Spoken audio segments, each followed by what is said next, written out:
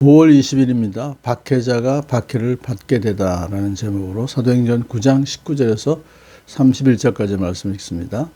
사울은 며칠 동안 다마스쿠스에 있는 제자들과 함께 지냈다. 그런 다음에 그는 곧 여러 회당에서 예수가 하나님의 아들이심을 선포하였다. 그 말을 듣는 사람들은 다 놀라서 말하였다. 이 사람은 예루살렘에서 예수의 이름을 부르는 이들을 마구 죽이던 바로 그 사람이 아닌가. 그가 여기 온 것도 그들을 잡아서 대제사장들에게 끌고 가려는 것이 아닌가. 그러나 사울은 더욱더 능력을 얻어서 예수가 그리스도이심을 증명하면서 다마스쿠스에 있는 유대 사람들을 당황케 하였다. 여러 날이 지나서 유대 사람들이 사울을 죽이기로 모여하였는데 그들의 음모가 사울에게 알려졌다. 그들은 사울을 죽이려고 밤낮으로 모든 성문을 지키고 있었다. 그러나 그의 제자들이 밤에 사울을 광주리에 담아서 성 바깥으로 달아내렸다. 사울이 예루살렘에 이르러서 거기에 있는 제자들과 어울리려고 하였으나 그들은 사울이 제자라는 사실을 믿을 수가 없어서 모두들 그를 두려워하였다.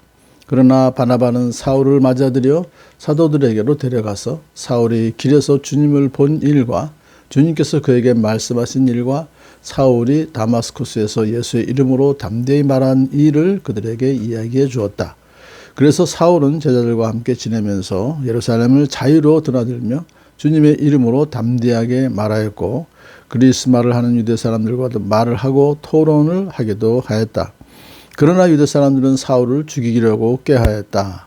신도들이 이 일을 알고 사울을 가이사랴로 데리고 내려가서 다소로 보냈다. 그러는 동안에 교회는 유대와 갈릴레와 사마리아 온 지역에 걸쳐서 평화를 누리면서 튼튼히 서갔고 주님을 두려워하는 마음과 성령의 위로로 정진해서 그 수가 점점 늘어났다. 아멘.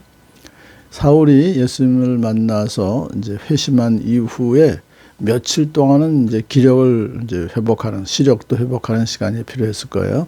그래서 며칠 동안 쉰 다음에 바로 곧 여러 회당에서 예수가 하나님의 아들이심을 선포해요. 그러니까 여러 회당이라고 하는 것은 유대인들에게 가가지고 바로 예수가 하나님의 아들이시며 메시아, 그리스도이시다라는 걸 선포하는 거예요. 그러니까 어제까지만 해도 예수 믿는 사람을 붙잡아서 이제 오늘 다마스커스에 있는 예루살렘 믿는 사람을 붙잡아서 대제사장으로 끌고 가려고 했던 그 끌려가면 죽음을 당할 수가 있었잖아요. 서슬이 시퍼렀던 사울이 변해서 이제는 예수가 그리스도의심을 증명했고 많은 사람이 그것을 믿지 않자 사울은 더욱더 능력을 얻어서 더욱더 열심히 예수님을 이제 증거했단 말이에요.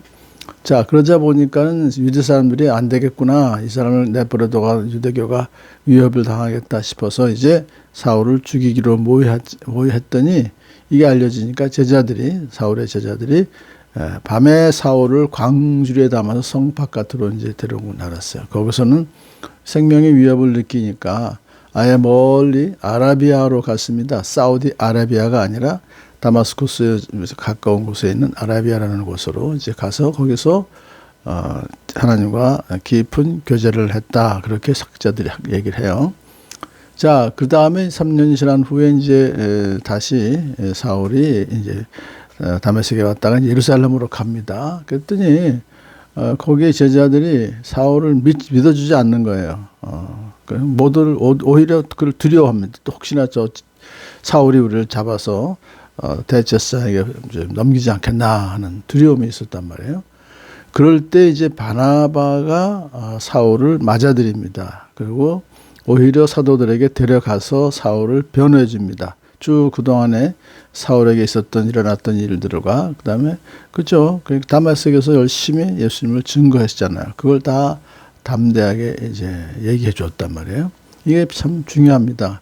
이 신앙 연륜이 깊었던 이 바나바가 또 그 소대 예루살렘 교회의 유력한 그런 어른인 바나바가 이제 보증을 쓴 거죠. 그러니까 사울의 보증까지 서가면서 그들 신앙 연륜이 아무래도 짧잖아요.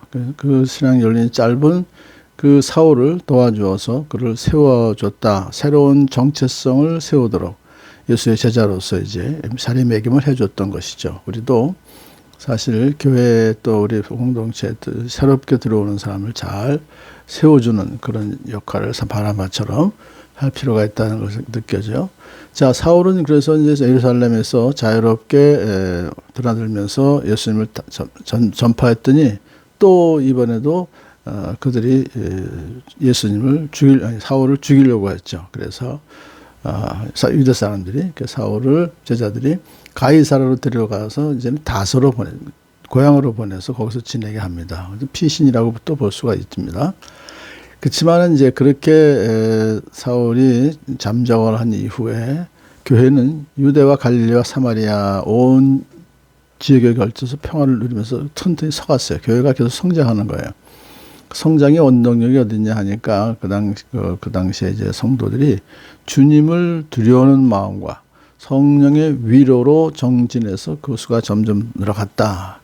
자기들의 능력으로 한 것이 아니라 하나님을 경외하니까 경외하는 마음으로 성령의 위로가 세상의 위협을 당할 때마다 성령께서 위로해 주시기 때문에 그것을 의지하면서 정진했다.